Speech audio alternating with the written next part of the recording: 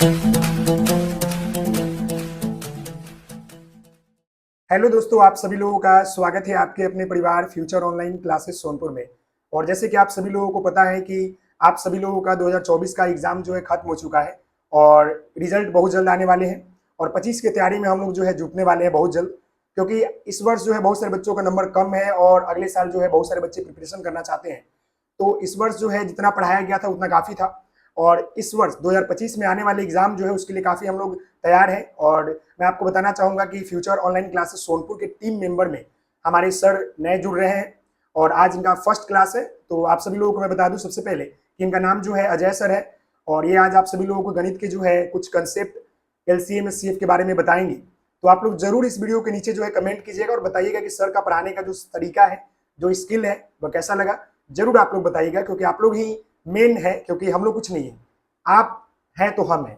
तो आप लोग जरूर इस वीडियो के नीचे जो है कमेंट कीजिएगा सर का क्या स्किल रहा और सर अपने बारे में इंट्रोड्यूस करेंगे और इसके बारे में आगे बढ़ेंगे। ओके, धन्यवाद। Okay sir, thank you. Okay. जैसा कि सर आपको बताएं, मैं आपका मैथ्स का न्यू मेंटर है और आज मैं आपको एचसीएफ और एलसीएम का डेमो देने आया हूँ। डेमो क्या समझिए कि पूरा कंसेप्ट देने आया हूँ। तो आपसे रिक्वेस्ट है कि मेरा क्लास कैसा लगा आप जरूर कमेंट करके बताइएगा और क्लास लेने से पहले आपसे रिक्वेस्ट है आप पूरे वीडियो ध्यान से देखेंगे, स्किप नहीं करेंगे। स्किप कीजिएगा आपको वीडियो समझ में नहीं आएगा। तो चलिए स्टार्ट करते हैं। हाँ, एक चीज और, स्टार्ट करने से पहले मेरा नाम जैसा कि सर बताया है अजय हुआ, अजय सर। आज आपको हम मैथमेटिक्स का क्लास लेने आए हैं और अगर आप लोग जज करते हैं कि मैं कैसा पढ़ाया हूँ तो आपके लिए मैं रेगुलर रहूँगा। और आज देख रहे हैं कि जो आपका स्क्रीन पे लिखा है बिहार डिलेट 2025, यानी आपका कोर्स 2025 के लिए अब स्टार्ट हो चुका है। आपका हर एक क्लास मैथमेटिक्स का इस चैनल पे, इस आपका जो प्लेटफॉर्म है, आपका अपना जो सर है वो आपको सारे प्रोवाइड कराएंगे फ्री ऑफ कॉस्ट। तो इसलिए आप लोग ज़्यादा से ज़्यादा शेयर करेंगे अगर समझ में आए तो, और लाइक और कमेंट जरूर करेंगे।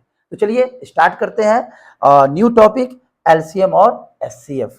जैसा कि आप लोग बचपन में पढ़े होंगे, बहुत सारे बच्चे और भी जगह पढ़े होंगे। तो देखिए, बच्चे लोग ऐसे नहीं कि आज पहली बार एलसीएम और एचसीएफ का नाम सुन रहे हैं। ऐसा टॉपिक है ये कि सभी बच्चे पढ़े होंगे बचपन के दिनों में, या बहुत सारे चैनल है उस पे, या ऑफलाइन क्लासेस में। तो आपको ये चैप्टर हार्ड नहीं होगा और मैं भी आपके सामने इस तरह से बताने का कोशिश करूंगा कि आप बिना पेन और पेपर उठाए क्वेश्चन को सॉल्व कीजिए। तो चलिए स्टार्ट करते हैं। एलसीएम एचसीएफ में सबसे पहले हम बात कर रहे हैं एलसीएम का। एलसीएम को हम लोग फुल फॉर्म क्या बोलते हैं? लिस्ट कॉमन मल्टीपल, ये होता है, या लोएस्ट कॉमन मल्टीपल होता है।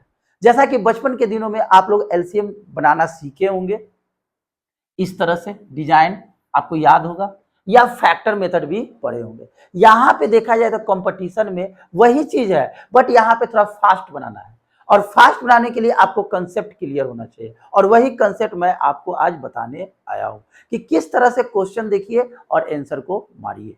चलिए तो स्टार्ट करते हैं आगे का बात।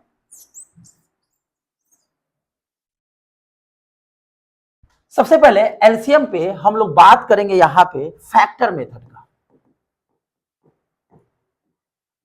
फैक्टर मेथड, जिसको हम लोग क्या बोलेंगे? गुणनखंड विधि।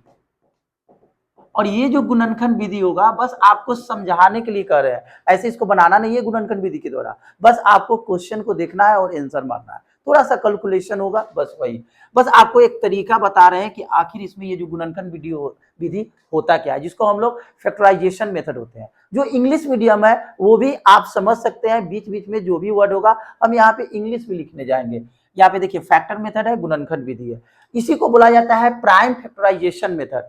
फैक्टर मेथड को प्राइम फैक्टराइजेशन मेथड इसलिए बोला जाता है क्योंकि जब भी आप फैक्टर करते हैं वो फैक्टर हमेशा प्राइम नंबर के रूप में होता है, यानी आभाज्य संख्या। आभाज्य संख्या क्या होता है? वैसा नंबर जो एक और खुद से कटे। A number which is divisible by one and itself is called prime number. तो प्राइम नंबर को ही जो प्राइम नंबर होते हैं वो गुणनखंड करते हैं, यानी फैक्टर करते हैं, तो हमेशा वो प्राइम होगा। जैसे मैं यहाँ पे एक एग्जांपल दे दूं, सपोज 256। कहे कि इसको फैक्टर कीजिए, तो जब इसका आप फैक्टर करते हैं तो 2 से 128। हाँ दोस्तों, मैं आपको एक बात जरूर बता दूं, आपको ये जो प्लेटफॉर्म है, आप ट्रिक को तो आपको पता चलेगा ही, आपको मैं जनरल मेथड भी बताऊंगा। एक चीज हमेशा याद रखिएगा, मैथमेटिक्स में concept is the power of mathematics, यानी कंसेप्ट जो होते हैं मैथमेटिक्स का पावर होते हैं। मैं आपको सारा डिटेल से बताऊंगा, थोड़ा टाइम लगेगा, मेरे क्लास में टाइम लगेगा, अभी 2025 आने में टाइम है, तो आप इत्मीनान से पढ़िएगा। ये नहीं सोचिएगा अरे सर तो काफी स्लो पढ़ा रहे हैं, स्लो होगा बट वो आपको पूरे लाइफ काम देगा। किसी भी कंपटीशन में जो मैं टॉपिक बताऊंगा, सारे कंपटीशन में आपको ये काफी, ये देखा जाए तो टॉनिक की तरफ फायदा करेगा। देखते हैं ना कि एक दवा खाइए और उस पर से एक्स्ट्रा में कुछ टॉनिक वगैरह मिलता है, तो ये आपको टॉनिक की तरह काम करेगा। इसीलिए घबराना नहीं है कि मैं स्लो बता रहा हूँ। और चूंकि आज ये फर्स्ट क्लास है तो आपको और बारीकी से देखना होगा। एलसीएम एचसीएफ का फर्स्ट क्लास है। अब देखिए यहाँ पे, चूंकि हम फैक्टराइजेशन के बारे में बता रहे थे, गुणनखंड विधि के बारे में बता रहे थे, तो 2 से ये 128 परत में कटेगा, फिर ये 2 से ही कटेगा 64 बार में, फिर 2 से कटेगा 32, फिर ये 2 से कटेगा 16, फिर ये 2 से कटेगा 8, फिर ये 2 से कटेगा 4, फिर ये 2 से 2, फिर 2 से 1। अब आप देख सकते हैं जितना भी यहाँ पे नंबर आपको दिख रहा है 2 2 2, तो 2 एक्चुअली में है क्या? प्राइम नंबर है। वैसा नंबर जो एक और खुद से कटे, 2 खुद से कटेगा या एक से कटेगा। तो आप कोई भी नंबर का अगर आप फैक्टराइजेशन करते हैं तो वो अभाज्य संख्या के ही रूप में आएगा। चलिए, तो आप समझ गए होंगे कि आखिर ये फैक्टर होता क्या है, गुणनखंड। चलिए अब हम लोग बात करते हैं कि कैसे हम एलसीएम निकालेंगे। जैसे मैं एग्जांपल दे दूं, 2 4 6 8 का लसन निकालें, बिना लिखे हुए आपको बताना है कि कैसे ये इसका एलसीएम होगा। तो आप देख सकते हैं सबसे बड़ा नंबर क्या है? 8 है। क्या ये 8, जितने भी नंबर, सबसे बड़ा नंबर ले लेंगे, सबसे बड़ा नंबर लेने के बाद जो रेस्ट नंबर बचेगा उस बड़े नंबर को देखेंगे डिविजिबल करके, डिविजिबल हो रहा है कि नहीं। 2 से डिविजिबल हो रहा है, 4 से डिविजिबल हो रहा है, बट 6 से डिविजिबल नहीं हो रहा है। अब क्या करें? तो अब क्या करेंगे, जो आपने बड़ा नंबर लिया उस नंबर को टेबल पर पढ़ेंगे, यानी पहाड़ा पढ़ेंगे कि कौन ऐसा नंबर है जो ये 8 से भी डिविजिबल हो जाए और 6 से भी डिविजिबल हो जाए। आप देख सकते हैं 2 और 4 8 को डिविजिबल कर रहा है, तो 8 का पहाड़ा पढ़िए, 8 का 8, 8 दूना 16, 8 3 24, यानी 8 1 जा 8, 8 2 जा 16, 8 3 जा 24। 24 एक ऐसा नंबर है जो 8 भी इसको डिविजिबल करेगा, 6 भी कर देगा, और पहले से ये 2 4 तो डिविजिबल करेगा ही। आई बात समझ में? तो मैं कहूं कि 2 4 6 8 का एलसीएम क्या होगा, तो 24 आएगा। अगर मैं यहां लिख दूं 3 6 9 12 18, इसका एलसीएम निकालना है, का लघुत्तम समापवर्तक निकाले, तो इसमें सबसे बड़ा नंबर दोस्तों क्या है? 18 है। अब देखेंगे 18 किससे किससे डिविजिबल हो रहा है? 3 से डिविजिबल हो रहा है, चलिए ओके है। 6 से डिविजिबल हो रहा है, ओके है। 9 से डिविजिबल हो रहा है, ओके है। बट 12 से डिविजिबल नहीं हो रहा है, तो फिर क्या करेंगे, इन दोनों में 18 का पहाड़ा पढ़ेंगे कि कौन ऐसा नंबर आएगा 18 के पहाड़ा में जो 18 भी उसको डिविजिबल कर दे और 12 भी उसको डिविजिबल कर दे, यानी काट दे। तो एक ऐसा नंबर है दोस्तों, उस नंबर का नाम है 36। 36 जो है 18 भी इसको डिविजिबल कर देगा, 12 भी डिविजिबल कर देगा, और बाकी तो डिविजिबल करेगा ही। अब देख सकते हैं कि ये जो नंबर है ये इसका एलसीएम होगा। न हो तो आप इसको चेक कर सकते हैं फैक्टर मेथड से। जैसे मैं कहूं यहां से कि 3 का फैक्टर कीजिएगा तो क्या आएगा, 3 इंटू 1। 6 को क्या कीजिएगा, 2 इंटू 3। 9 को क्या लिख सकते हैं, 3 इंटू 3। 12 को क्या लिख सकते हैं, 2 इंटू 2 इंटू 3। और 18 को क्या लिख सकते हैं, 2 इंटू 3 इंटू 3। अब अगर यहां से आप एलसीएम निकालते हैं, एलसीएम, तो एलसीएम कैसे निकलेगा, तो देखिए यहाँ पे ये सभी में ये 3 ये 3 ये 3 ये 3 ये 3 कॉमन हो गया, तो हमने यहाँ पे 3 लिख दिया इनटू। अब देखिए तो और कुछ कॉमन हो रहा है, यहां से देखिए 2 है 2 है 2 है, मैंने यहाँ पे कॉमन ले लिया। फिर यहाँ पे देख सकते हैं और कुछ कॉमन है, अब कुछ कॉमन नहीं है, तो यहाँ पे देखिए ये दोनों तो कॉमन हो जाएगा। फिर यहाँ 3 कॉमन ले लिया, फिर यहाँ पे देखिए 2 कॉमन है, 2 कॉमन नहीं, 2 बच गया, यहाँ पे 2 लिख दिया। अब देखिए 3 2 जा 6, 6 3 जा 18, 18 2 जा कितना आ गया, 36। तो आप दोस्तों देख सकते हैं अगर हम इतना बड़ा मेथड से बनाएंगे मेरा टाइम कितना किल होगा, लेकिन मैं आपको जो तरीका बताया ये देखिए कितना जल्दी बन रहा है। तो आप समझ सकते हैं ये आपका बिना पेपर बिना पेन उठाए आप आंसर को टिक लगा सकते हैं। बस आपको चेक करने का एक तरीका बताया कि एक्चुअली में ये जो 36 है ये क्या सही आंसर है। चलिए एक दो और एग्जाम्पल लेते हैं, ऐसे क्या होगा आपको और मजा आएगा पढ़ने में। जैसे मैं एक और एग्जाम्पल लेता हूं, जैसे लिख दूं 5, 10, 15, 30, 35। अब कहें इसका लॉसन निकालें। अब देखिए सबसे बड़ा नंबर क्या है 35 है।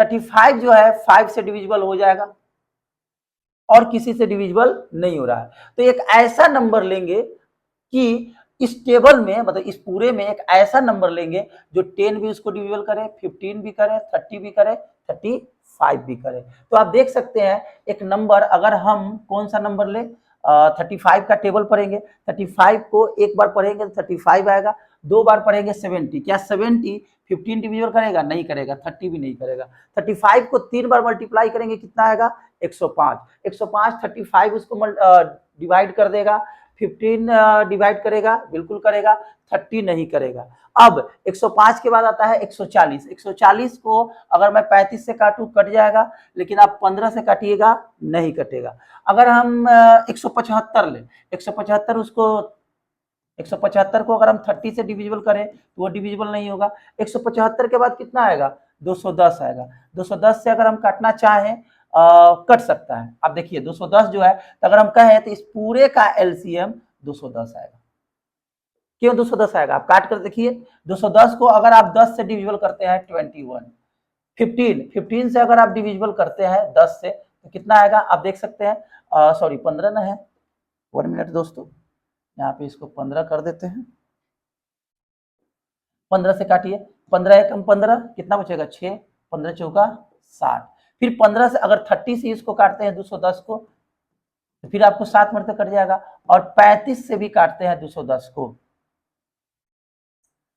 अगर आप 210 को 35 से भी काटते हैं तो कटेगा। आप काट सकते हैं यहाँ पे 35 से कितना मरते कट जाएगा 7 से 5 35 और ये 30 5 36 6 मरते कट गया।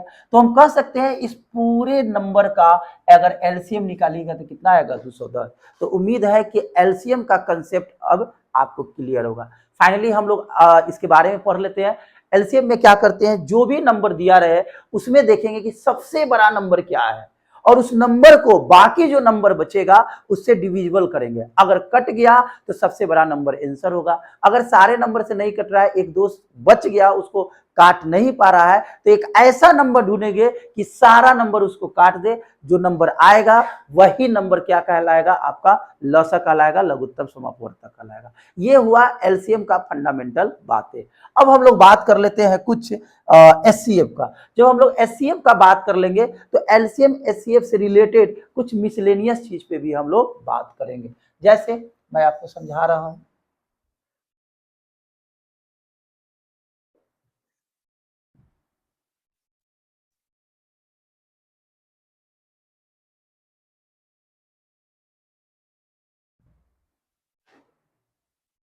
चलिए दोस्तों, चलिए हम लोग अब बात करते हैं एचसीएफ पर। एचसीएफ बोले तो हाईएस्ट कॉमन फैक्टर, ठीक है, या इसी को बोला जाता है ग्रेटेस्ट कॉमन फैक्टर। हिंदी में क्या बोलते हैं मसा, महत्तम समापवर्तक। याद होगा दोस्तों बचपन के दिनों में आप लोग भाग विधि से बनाए होंगे चौथा पांचवा क्लास में। जैसे मैं कह दूं कि 6 और 16 का मसा ज्ञात करें, तो दोस्तों आप लोग बचपन के दिनों में इस तरह से बनाते थे। बड़ा में छोटा से डिवाइड करते थे, 6 दूना 12, फिर यहाँ पे आपका 4 बचता था, फिर 4 से 6 में भाग लगाते थे तो 4 एकम 4, फिर यहाँ पे 2 बचता था, फिर 2 से 4 में भाग लगाते थे, 2 दूना 4 कट गया। तो क्या दोस्तों आपको लगता है कि अभी के समय में कंपटीशन में ऐसे बनाएंगे? ये तो हो गया आपका डिवीजन मेथड, भाग विधि। इस विधि से तो हमको मतलब है नहीं, इस विधि को तो पढ़ना नहीं है, ऐसी जानकारी के लिए रखना जरूरी है। दूसरा मेथड हो जाता है फैक्टर मेथड, जिस तरह से हम एलसीएम बताए फैक्टर मेथड यानी गुणनखंड विधि। फैक्टर मेथड से बनाएंगे तो कैसे बनाएंगे, तो 6 है, 6 को हम 2 into 3 लिखेंगे और 16 को क्या लिखेंगे फैक्टर करेंगे तो 2 into 2 into 2 into 2। अगर हम एचसीएफ का बात करें दोस्तों तो देखिए एलसीएम में क्या होता है, सबसे बड़ा नंबर को लेते हैं और सबसे बड़ा नंबर को बाकी जो नंबर बचता है उससे डिविजिबल करके देखते हैं। लेकिन दोस्तों हम लोग एचसीएफ में क्या करेंगे, इसमें छोटा नंबर देखेंगे, कौन ऐसा नंबर है छोटा से छोटा कि वो कॉमन हो रहा है। जैसे यहाँ पे देखिए ये 2 है और ये 2 है, बेचारे कॉमन हो गए, यही इसका आंसर होगा। तो आप समझ सकते हैं कि इससे भी छोटा कौन है, फैक्टर मेथड है। मैं इससे भी छोटा बताऊंगा, मेरा एक ही काम है कि बिना पेपर पेन उठाए क्वेश्चन को बनाना, खासकर एलसीएम और एचसीएफ का। तो चलिए हम लोग कुछ और बातें कर लेते हैं, इंट्रोडक्शन तो होते रहेगा। अब देखिए एचसीएफ में जैसे मैं कहूं यहां पे 2, 4, 6, 8 का मौसा ज्ञात करें, महत्तम समापवर्तक ज्ञात करें। तो दोस्तों इसमें देख सकते हैं कौन छोटा से छोटा नंबर है इसमें कि वो नंबर सारे नंबर को डिविजिबल कर दे। तो 2 एक ऐसा नंबर है कि 2 को भी डिविजिबल करेगा, 4 को भी करेगा, 6 को भी करेगा, 8 को भी करेगा।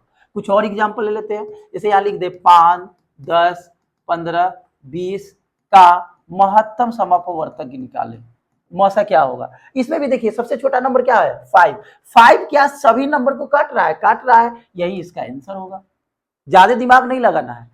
अब जरा देखिए अगर मैं यहां पे कहूं और 10, 20, 15, 40, 45 का मौसा निकालें। अब देखिए दोस्तों इसमें सबसे छोटा नंबर 10 है, क्या 10 सभी को डिविजिबल कर रहा है, नहीं कर रहा है। तो देखिए एलसीएम में क्या करते थे, कोई नंबर किसी को डिविजिबल नहीं कर रहा था तो उससे ज्यादा वाला नंबर ले रहे थे, याद है। देखिए हम आपको याद दिलाते हैं, जैसे यहां लिख दे 2, 4, 6, 8 का लॉसा निकाले। इसमें क्या करते थे कि सबसे बड़ा नंबर ले लिए, सबसे बड़ा नंबर को हम देख रहे थे कि 2 काट रहा है, 4 काट रहा है, बट 6 नहीं काट रहा था। तो हम 8 के टेबल पढ़े, एक बड़ा से बड़ा नंबर लाए 24, और 24 को मैंने चेक किया तो 6 भी इसको डिविजिबल कर रहा है, 8 भी डिविजिबल कर रहा है, तो मैंने बोल दिया कि भाई 24 आंसर होगा। इसमें क्या करेंगे, अगर कोई छोटा नंबर इसमें सारे नंबर को डिविजिबल नहीं कर रहा है तो उससे छोटा में जाएंगे, यानी आधा कर देंगे। तो 10 का आधा कितना होगा, 5। अब जरा 5 ले रहे हैं तो 5 देखिए इस नंबर को भी डिविजिबल कर रहा है, इसको भी कर रहा है, इसको भी कर रहा है, इसको भी कर रहा है, इसको भी कर रहा है, तो इसका मौसा कितना हो जाएगा, 5 हो जाएगा। समझ में आया। तो उम्मीद है कि एलसीएम और एचसीएफ का कंसेप्ट आप समझ रहे होंगे। अगर दोस्तों समझ में आ रही है तो लाइक कीजिए और कमेंट कीजिए और दोस्तों के साथ शेयर कीजिए। और आपको हम बता दें इस प्लेटफॉर्म पे आपको सारा टॉपिक मिलेगा बिना किसी कोर्स, बिना किसी फी का, पेड कोर्स नहीं है, बिल्कुल आपको फ्री मिलने जा रहा है। और वो कंसेप्ट ऐसा मिलेगा जो आपको जनरल जो मैथमेटिक्स पढ़े हैं वो भी आपका मैथमेटिक्स बढ़िया हो जाएगा और कंपटीशन का तो होगा ही। तो चलिए एक और बात कर लेते हैं, कुछ और एग्जाम्पल ले लेते हैं। जैसे अलिया लिख दे 6, 12, 18, 24, 30। अगर हम कहें कि इसका मौसा ज्ञात करें तो इसका मौसा देखिए सबसे छोटा नंबर क्या है, 6। क्या 6 सभी को डिविजिबल कर रहा है, बिल्कुल डिविजिबल कर रहा है, इसका मौसा कितना होगा, 6। क्या दोस्तों उम्मीद नहीं हो रहा है आपको कि अगर हम बिना सॉल्व किए हुए, बिना पेपर पेन उठाए हुए क्या मैं सॉल्व नहीं कर सकता हूं। आपको लग रहा होगा, ऐसा फील हो रहा होगा कि हम क्वेश्चन को सॉल्व कर सकते हैं। अब कुछ और बात कर लेते हैं एलसीएम और एचसीएफ के रिगार्डिंग, और बात करते हैं कुछ और बातें। चलिए अब हम लोग कुछ बात करते हैं ऐसे नंबर का, ये तो इजी नंबर का बात हो गया, कुछ अब ऐसे नंबर का बात करते हैं जिसका एलसीएम एचसीएफ कैसे निकलेगा। चलिए जैसे मैं कहूं 3, 4, 5, 6, 8, 7 का मौसा ज्ञात करें।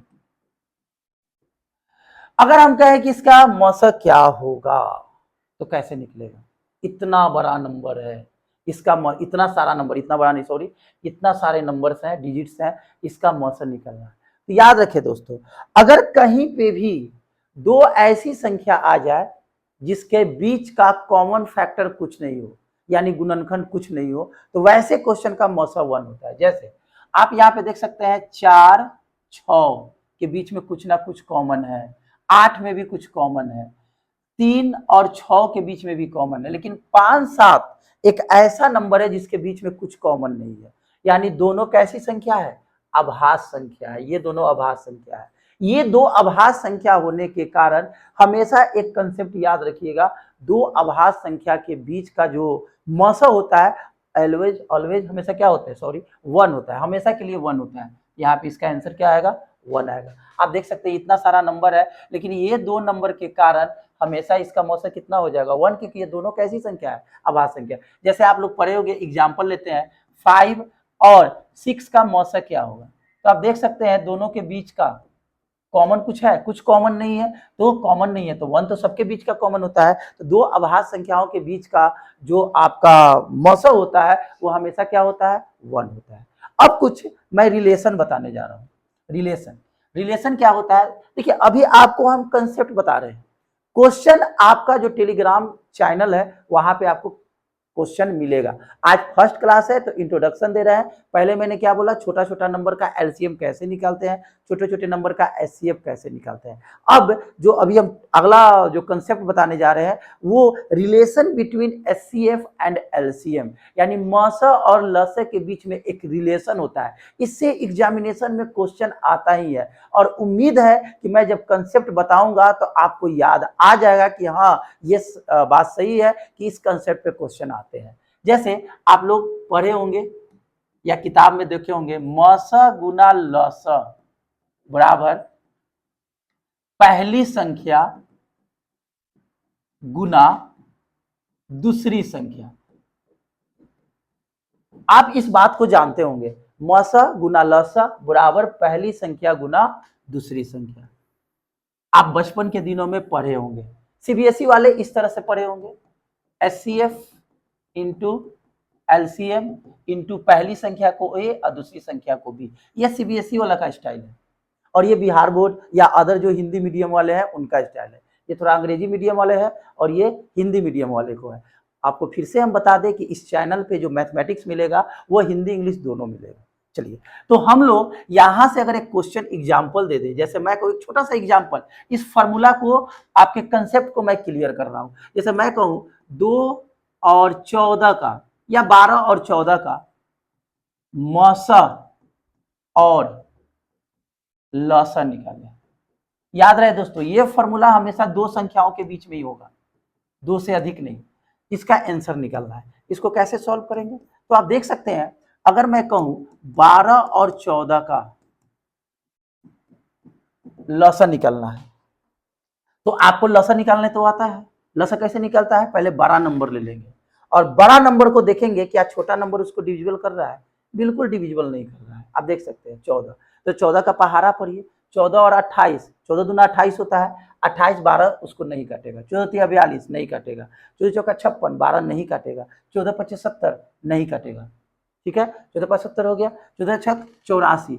84 एक ऐसा नंबर है जो 14 भी काटेगा 12 भी काटेगा, तो इसका लॉसा कितना होगा 84 होगा। ना हो तो आप चेक कर सकते हैं, 12 को क्या लिख सकते हैं 2 इंटू 2 इंटू 3। देखिए आपको समझा भी रहे हैं, आपको डिटेल में भी कंसेप्ट दे रहे हैं। 14 को क्या लिख सकते हैं 2 इंटू 7। अगर हम कहें कि यहाँ से एलसीएम निकालिए तो आप देख सकते हैं 2 और 2 मिल गया।